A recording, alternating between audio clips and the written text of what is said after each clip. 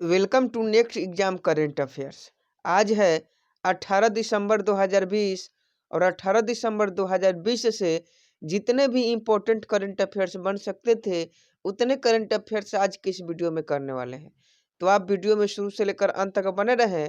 यह current affairs RRB, NTPC, group D, SSC, CHSL एवं सभी वनडे एग्जामों के लिए बहुत ही महत्वपूर्ण है और सभी क्वेश्चन हर दिन की तरह बहुत ही इम्पोर्टेंट है और इसका पीडीएफ आप वीडियो के डिस्क्रिप्शन में से जाकर डाउनलोड कर सकते हैं। तो चलिए वीडियो को स्टार्ट करते हैं। पहला प्रश्न है, मध्य प्रदेश हाई कोर्ट के नए मुख्य न्यायाधीश कौन नियुक्त किए गए हैं? तो मध्य प्रदेश हाई कोर्ट के नए मुख्य न्यायाधीश मोहम्मद रफीक को नियुक्त किया गया है। उड़ीसा हाई कोर्ट के चीफ जस्टिस मोहम्मद रफीक को अब मध्य प्रदेश हाई कोर्ट का मुख्य न्यायाधीश नियुक्त किया गया है। मध्य प्रदेश राज्य की बात करें तो मध्य प्रदेश की राजधानी भोपाल है। स्थापना 1 नवंबर 1956। मुख्यमंत्री शिवराज चौहान, गवर्नर आनंदीबेन पटेल, मुख्य न्यायाधीश मोहम्मद रफीक। लोकसभा में सीट 29 है, राज्यसभा में सीट 11 है, विधानसभा में सीट 230 है। 5 पड़ोसी राज्य हैं, महाराष्ट्र, छत्तीसगढ़, उत्तर प्रदेश, राजस्थान, गुजरात। मध्य प्रदेश के राष्ट्रीय उद्यान कान्हा राष्ट्रीय उद्यान, माधव राष्ट्रीय उद्यान, बांधवगढ़ राष्ट्रीय उद्यान, पन्ना राष्ट्रीय उद्यान, सतपुरा राष्ट्रीय उद्यान। कर्क रेखा भारत के मध्य प्रदेश राज्य से होकर गुजरती है और कर्क रेखा भारत के 8 राज्यों से होकर निकलती है।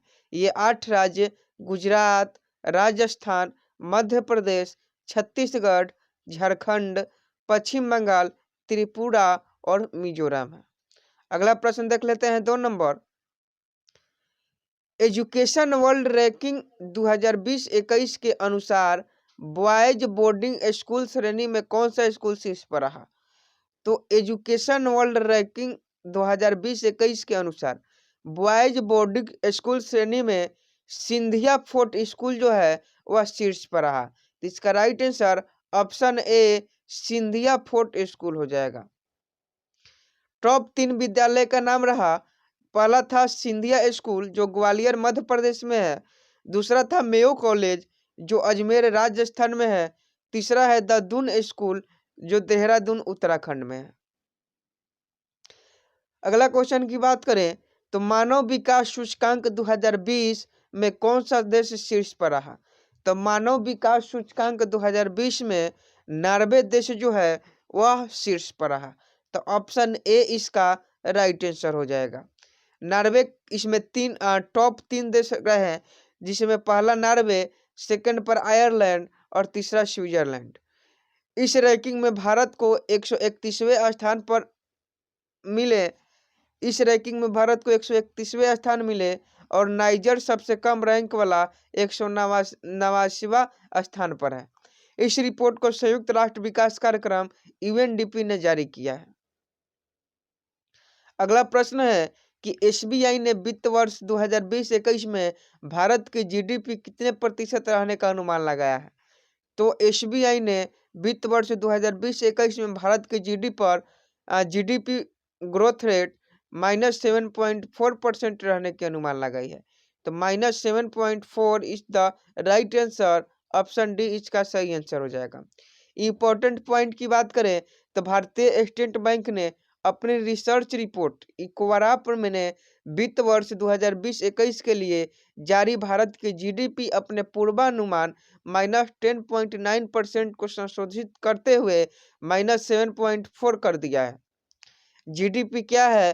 तो जीडीपी ग्रॉस डोमेस्टिक प्रोडक्ट है, सकल घरेलू उत्पाद है, किसी निश्चित चालू वर्ष में किसी राष्ट्र के द्वारा उत्पादित समस्त वस्तुओं व सेवाओं के कुल मूल्य को सकल घरेलू उत्पाद कहते हैं।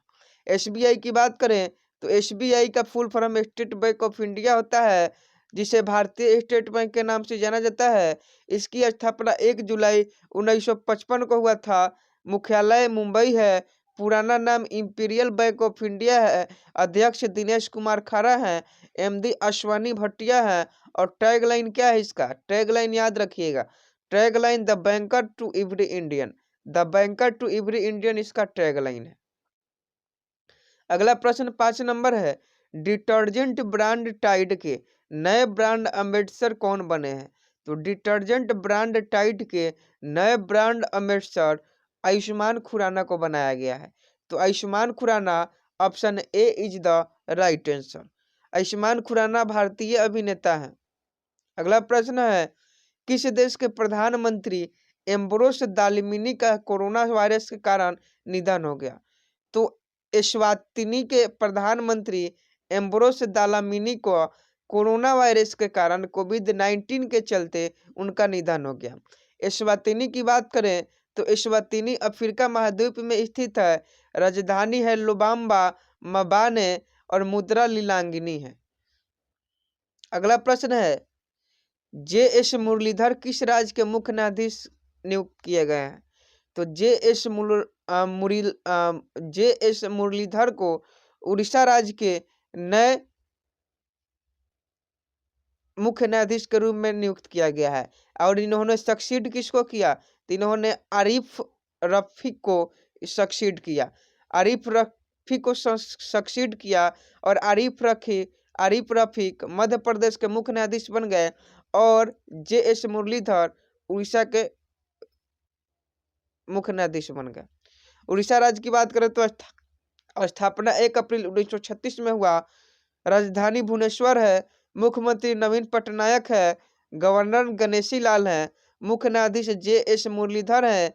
लोकसभा की सीट 21 है। राज्यसभा की सीट 10 है। विधानसभा सीट 147 है।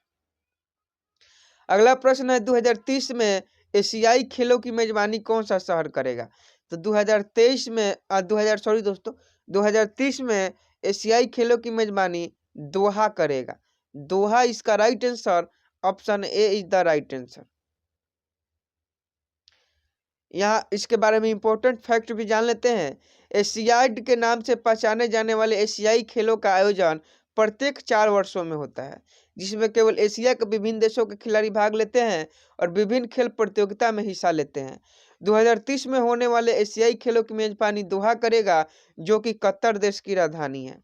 और 2034 में एशियाई खेलों की मेजबानी रियाद करेगा, जो सऊदी अरब की राजधानी है। तो 2030 में कतर देश करेगा, जिसकी कहाँ कतर देश में कहाँ दोहा में होगा। और 2034 में सऊदी अरबिया करेगी और इसका राजधानी कहाँ है? तो रियाद में होगा। अगले प्रश्न की बात करें तो किस भारतीय संगठन ने बेंगलुरु में नेत्रा नामक अंतरिक्ष परिस्थिति संबंधित जागरूकता नियंत्रण केंद्र स्थापित किया है? तो इसका राइट आंसर इसरो हो जाएगा।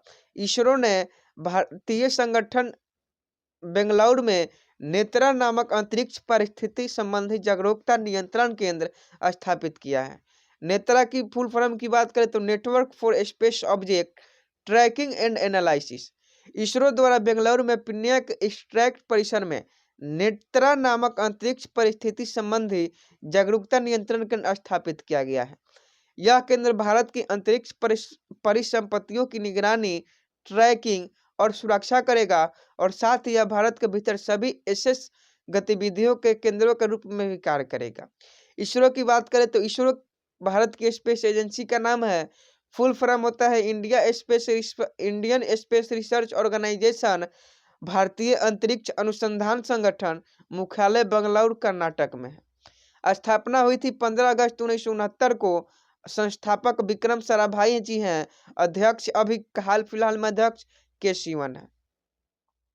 अगला प्रश्न है 10 नंबर, तेलंगाना हाईकोर्ट की पहली मुख्य महिला न्यायाधीश कौन है? तो तेलंगाना हाईकोर्ट की पहली महिला मुख्य न्यायाधीश हिमा कोहली को नियुक्त किया गया है। तो Hima Kohli is the right answer, option B इसका सही आंसर हो जाएगा। तेलंगाना की बात करें तो राजधानी हैदराबाद है। मुख्यमंत्री के चंद्रशेखर राव हैं। गवर्नर की बात करें तो तमिलसाई सुंदर राजन है। स्थापना 2 जून 2014 को हुई। मुख्य न्यायाधीश हिमा कोहली। लोकसभा की सीटें 17 हैं। राज्यसभा की सीटें 7 हैं। विधानसभा की सीटें 119 है। अगला प्रश्न है, सूर्य भूषण इंटरनेशनल अवार्ड 2020 से किसे सम्मानित किया गया है? तो सूर्य भूषण इंटरनेशनल अवार्ड 2020 से के सिवन, जो इसरो के अध्यक्ष हैं, K. Sivan उनको सम्मानित किया गया है। तो option A is the right answer. K. Sivan वर्तमान में इसरो के अध्यक्ष हैं और K. Sivan को यह पुरस्कार उनके द्वारा किए गए उत्कृष्ट कार्यों के लिए दिया गया है। अगला प्रश्न है कि केंद्र सरकार ने अर्थव्यवस्था रिकवरी के लिए किसके साथ $1 बिलियन के ऋण समझौते पर हस्ताक्षर किया है? तो एनडीबी इसका राइट आंसर हो जाएगा। एनडीबी के द्वारा केंद्र सरकार ने अर्थव्यवस्था रिकवरी के लिए $1 बिलियन के ऋण समझौता पर हस्ताक्षर किए हैं। इस समझौते का उद्देश्य कोविड-19 महामारी के कारण आई आर्थिक मंदी को कम करना और ग्रामीण क्षेत्रों में आर्थिक सुधार को बेहतर करना है। एनडीबी न्यू डेवलपमेंट बैंक स्थापना 15 जुलाई 2014, मुख्यालय शंघाई चीन, अध्यक्ष मार्कोस प्राडो टडायाजो। वीडियो अभी तक आपने लाइक नहीं किया है तो वीडियो को प्लीज लाइक कर दीजिए। आपके लाइक करने से हमारा जो मनोबल है वो बढ़ता है और प्रतिदिन वीडियो अपलोड करने के लिए प्रेरित करता है। और जो हमारे दोस्त डेली करंट अफेयर्स का वीडियो पाना चाहते हैं वह चैनल को सब्सक्राइब कर लीजिएगा, क्योंकि यहाँ डेली आपको करंट अफेयर्स का वीडियो प्रोवाइड कराई जाएगी।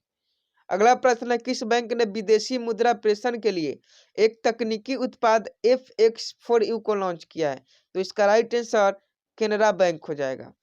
Canara bank is the right answer. Canara bank ने FX4U नामक से एक नई तकनीकी उत्पाद को लॉन्च किया है और यह उत्पाद विदेशी मुद्रा लेन देन को संभालने के लिए इंटरनेट बैंकिंग के माध्यम से उपयोगकर्ताओं को मदद करता है। केनरा बैंक भारत का प्राइवेट बैंक है। स्थापना 1 जुलाई 1906 को, मुख्यालय बेंगलुरु कर्नाटक में है, अध्यक्ष TN मनोहरन है, MD CEO लिंगम विवेकन प्रभाकर है, टैगलाइन टुगेदर वी कैन है। और टैगलाइन इसका भी याद रखिएगा, टुगेदर वी कैन है। अगला प्रश्न है, भारत ने किस देश के बैंक के साथ मिलकर भारत के गरीबी वर्ग के सुरक्षा के लिए $400 मिलियन की परियोजना पर हस्ताक्षर किए हैं? तो इसका राइट आंसर विश्व बैंक हो जाएगा। विश्व बैंक कोविड-19 महामारी से गंभीर रूप से प्रभावित है गरीब और कमजोर लोगों को सामाजिक सहायता प्रदान करने के लिए भारत के प्रयासों का सहयोग करेगा। विश्व बैंक की स्थापना जुलाई 1944 में हुई थी। मुख्यालय वाशिंगटन में है, अध्यक्ष डेविड मालपास हैं, MD CEO कौन है? अशुलाकांत है। अगला प्रश्न है कि किस संगठन को इंस्टीट्यूट ऑफ डायरेक्टर द्वारा golden peacock environment management award 2020 से सम्मानित किया गया है? तो इसका राइट आंसर सेल हो जाएगा। सेल की बात करें तो इसका full form steel authority of India limited Bharat में इस्पात निर्माण में लगी एक प्रमुख कंपनी है। यह लोहे और इस्पात का सामान तैयार करती है। Steel authority of India limited भारतीय इस्पात प्राधिकरण, स्थापना 19 जनवरी 1954, मुख्यालय है नई दिल्ली, अध्यक्ष हैं सोमा मंडल। अगला प्रश्न देख लेते हैं, रिवीजन के तौर पर आप इसे रिवीजन कर ले कि मध्य प्रदेश हाईकोर्ट के नए मुख्य न्यायाधीश मोहम्मद रफी को नियुक्त किया गया है। एजुकेशन वर्ल्ड स्कूल रैंकिंग 2021 के अनुसार बॉयज बोर्डिंग स्कूल श्रेणी में कौन सा स्कूल शीर्ष पर रहा? तो सिंधिया फोर्ट स्कूल शीर्ष पर रहा। आप इसे देख लीजिएगा, रिवीजन के तौर पर आपके लिए बहुत ही फायदेमंद है और आपका जो है यह करंट अफेयर्स मजबूत कर देगा। तो उम्मीद करता हूँ आपको यह वीडियो पसंद आया होगा, और वीडियो पसंद आया होगा तो एक लाइक तो बनता है, आप एक लाइक जरूर करें। और जो लोग डेली करंट अफेयर्स का वीडियो पाना चाहते हैं वो प्लीज इस चैनल को सब्सक्राइब कर लें और डेली करंट अफेयर्स अपना तैयारी करें। और इसका नोट्स बनाने की कोई आवश्यकता नहीं है, क्योंकि हर दिन इसका PDF आपको बिल्कुल मुफ्त में प्राप्त हो जाएगा। PDF पाने के लिए आप वीडियो के डिस्क्रिप्शन में जाइए, वहाँ PDF का लिंक दिया हुआ है। मिलते हैं नेक्स्ट वीडियो में, तब तक के लिए जय हिंद, जय भारत।